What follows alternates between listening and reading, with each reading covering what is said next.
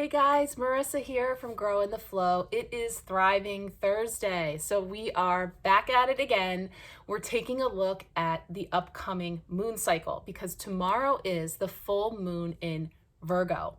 So we're tuning into how we can best work with this moon. And this is a really good moon cycle to be working with, clearing things out and parking the things from this last year that are not coming with us on the trip that we're taking forward into the new, into spring.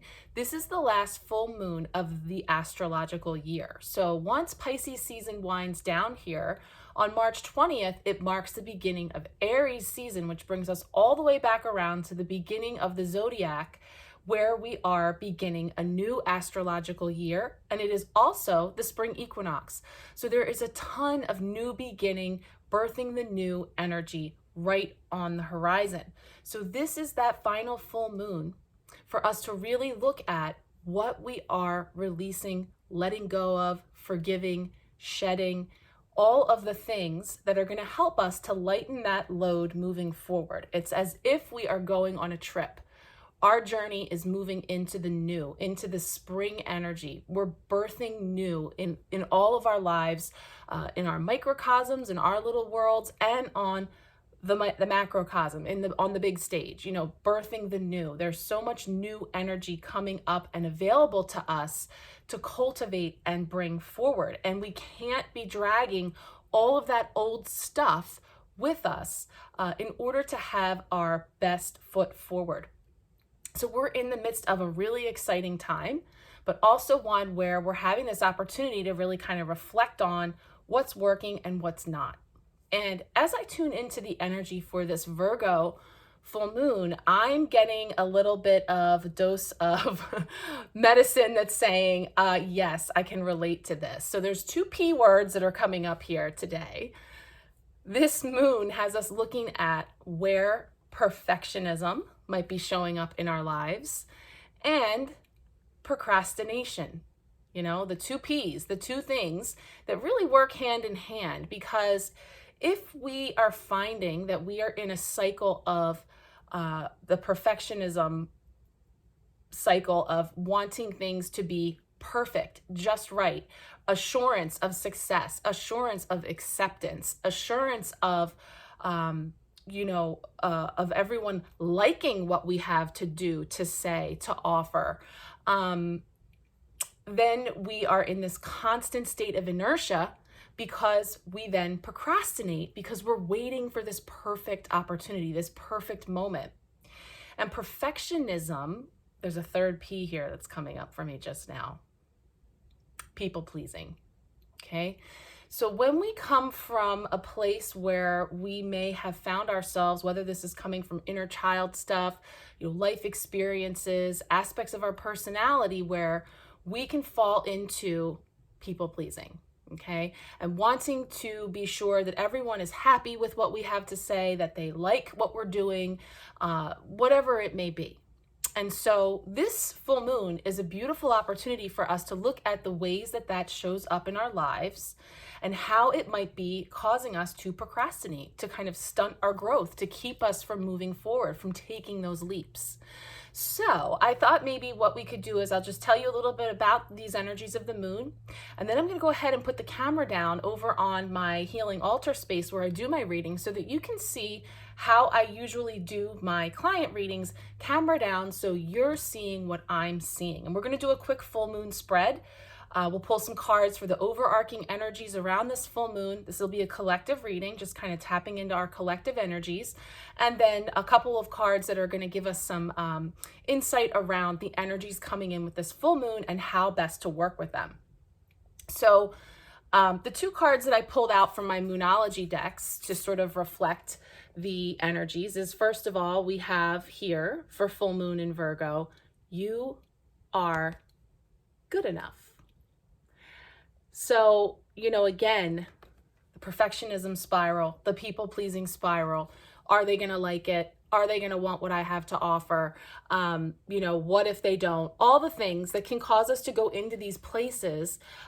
This is coming up and telling us to really go within and tune in. You see here, her eyes are closed. She's going within and looking at her own inner worth, her own sense of well-being, and what she has to show in the world, what she is bringing forward is beautiful, and recognizing that your unique beauty, your unique voice, your unique wisdom that you have to impart on the world, you're going to come from that place of real, authentic, genuine being of who you are, unapologetically so. And that is going to send out a signal energetically to attract in the people who need your message, the people who are on the same frequency as you, who are going to appreciate what you have to offer. And you can just let the universe do the rest. We talked about this yesterday as we wound up our planetary energies aligning with our days of the week, that we talked about. You just need to ask. You just need to put it out there. And the universe, like you're calling for room service, will deliver. So this is the perfect time to step into that energy, because we only want to focus on what it is that we're looking to bring in, all the people, the places, and the things. And with that comes the other full moon in Virgo card of take inspired action. So again, when I'm tuning into what lights me up, what my unique gifts and talents are to share with the world, what my unique voice is in this world, whatever it may be, I can take that inspired action, allow things to inspire me to take that leap, to take that step out into the next, the new, after beyond this full moon. So this is a perfect parking spot for us to leave all the stuff that's not coming with us, okay? And so when however you may work with the full moon, and some people may have really refined rituals and practices that they do, and that is so beautiful. If you're someone like me who has all the best intentions and means to really sit with things and often finds that the day gets away from me or perfectionism gets in the way, all you need to do is simply take a few moments to think about, reflect on what it is you're releasing, what you're forgiving. Don't forget yourself. And you can jot this down on a piece of paper. You can put it on a note in your phone. You can, people do all kinds of different things with that paper. They might rip it up, they might burn it, they might bury it, but something to symbolize the release and the letting go, how you are no longer taking those things. Again, just keep thinking about it like a suitcase. You only have so much room. Can you fit the blame, the shame, the guilt, the grudges, all of that stuff going into that suitcase that you're lugging with you on this trip into spring, beautiful new energy? No. So unpack that stuff and, really tune into what it is that you want to do, where you're heading, envision yourself in that place. So I'm going to go ahead and put the camera down. I have my altar set up over here for my empowerment packs. My clients who have taken the empowerment pack this month, we are on their final reading of the month, the full moon reading. So I have that all set up. So I figured we'd get in on some of that energy and see what comes up. So let's go check it out. Okay, guys, we are camera down here in the altar space, and I've gone ahead and pulled out the decks I'm going to be using for our collective reading, along with the color energies and the healing sprays that I'm bringing in to infuse this reading with highest vibrational energies. So we're going to be doing a full moon 3-card spread, but first I'm going to get a Queen of the Moon Oracle card for an overarching energy for this full moon in Virgo. Now, it is a cloudy, rainy day here today, so I have my light on, so you're going to see a little bit of glaring here. And because of perfectionism and procrastination, my phone lives in a perpetual state of being full of photos and files, and so this is a recording app I'm using, which I know the quality is not as clear, but I promise I will show you a photo of all of these cards so you can see them nice and clear if there's any glitchiness. So let's go ahead and get a card for the overarching energies for this full moon in Virgo. Oh, we got two. Ooh, okay. Wow. Okay, so let me see if it's going to be dark without this light.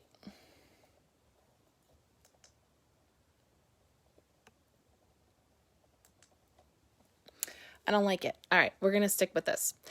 So it's pretty awesome that these two came up because I want to show you the two sprays that I was going to put on the altar that actually work together. And it's these two colors. So this is, these two cards represent fear and the void. Okay, so darkness and this period of inactivity, of really kind of like, this reminds me of being sort of like under the soil, you know, really in that state of germinating where we can't really see things happening, but they're happening. And then we have this fear energy. Now, the thing about these two sprays are, it is Midnight Indigo, Light in the Dark, for shadow work, for dark nights of the soul, and then Sunrise, New Dawn. So these are color energy sprays I work with as a part of my Metatron color healing. And they are made with essential oils and crystals and intentions that help to bring forward the highest vibrational energies for healing. So this is a spray we would work with when we're in a dark time, a dark place, when we're working through shadow work. And then, of course, after that comes the Sunrise, New Dawn. So pretty amazing that that's actually what I wanted to bring out here. And that's what we got right out the gate for the overarching energies. And so what I think we're talking about here is the stuff that we're being invited to look at, the things that are coming up here for us to examine as we move forward into the new. So in the void, in this in-between, in this place where we are being invited to take a look at our fears and to be stepping out of that bird cage, to be releasing those things that are no longer resonating for us. So that is pretty cool as a validation of the energies that are coming up. And I also see that the void card is number 1. The fear card is 11. So we're getting 111, which is also, of course, a very powerful angel number as well. So when we look at, now I'm going to use a tarot deck, one of my favorites. This is the Light Seers Tarot for full moon 3-card spread. So the first card is, what is falling away? What do I need to forgive? So that's looking at the energies that we have an opportunity to release and forgive. So we'll go ahead and pull that out. Then we're looking at, what is the illuminated full moon showing me? What is the illuminated full moon showing me? Yes. And the last one, what comes next? What's on the other side? What's beyond this full moon?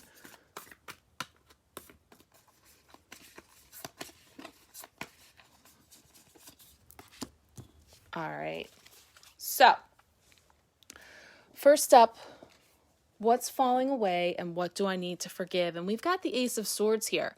So again, this feels like a lot of stuff going on in the head. You know, swords represent our thoughts, the mental aspects of analysis and logic. And on one hand, one single sword, such as the Ace of Swords, can indicate getting to the crux of the matter, that one bright idea, that one epiphany, that one thing that after all of this ruminating, after all of this circling around, having clarity. You know, ushering in that clarity. And yet, you know, when we talk about those P words, perfectionism, procrastination, people pleasing, I mean, how many times do we go around and around on this winding staircase, constantly wondering, you know, whether or not something is the right move or not, and all kinds of what if scenarios and hypotheticals, or trying to imagine what someone else is thinking, you know. So when we talk about what's falling away, and what do I need to forgive? You know, here we have this opportunity to release a lot of those more dense, heavy thoughts. And not just the thoughts, but the fears. Now we see here, this is a deck that uses crows to symbolize the swords. And this is a completely different deck that is also depicting crows, also showing. Now, what I love about the crow energy here is that crows are very noisy. It is hard to ignore them cawing, these nagging thoughts, this peanut gallery that's been allowed to run untethered in our minds. All of those thoughts, those dense, heavy thoughts and beliefs and patterns are ready to be released. I mean, that is what's literally coming up here, is we're ready to release all of this.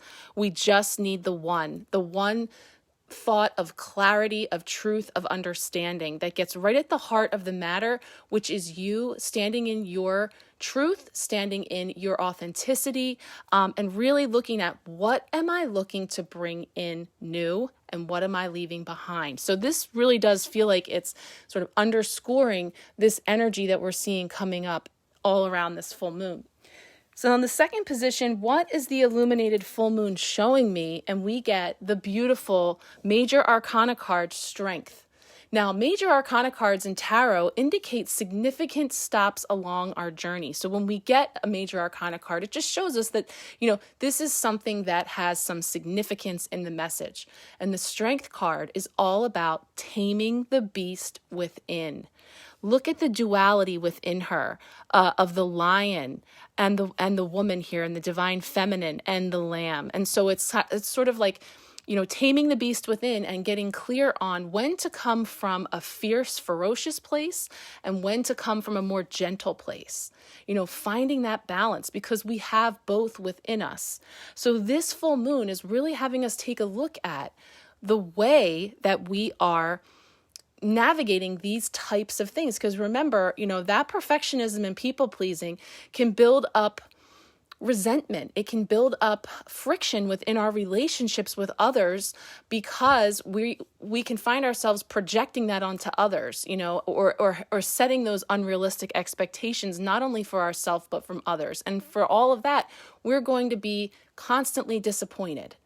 And so there's an opportunity to bring that into balance and own our power, stand in our power, and this is also bringing in the courage, the bravery, and that's what I like to point out again about this card is the yellow ray. So the color yellow is affiliated with our solar plexus, which is, of course, that energy center in our belly, in our gut, and it represents our power, our source of bravery, courage, joy. And yet yellow also can represent in its lowest vibration, fear, anxiety, worry. And so I love how this card brings to mind that we have an opportunity to release and transmute that yellow. If we're finding ourselves in the lower vibrational aspects of yellow, where this might be out of balance for us, standing in our power, owning our courage and bravery, living our joy, there's an opportunity for us to open that up and release it and really move from this fear point, anxiety point, worry point to this place of power, of bravery, courage, and joy.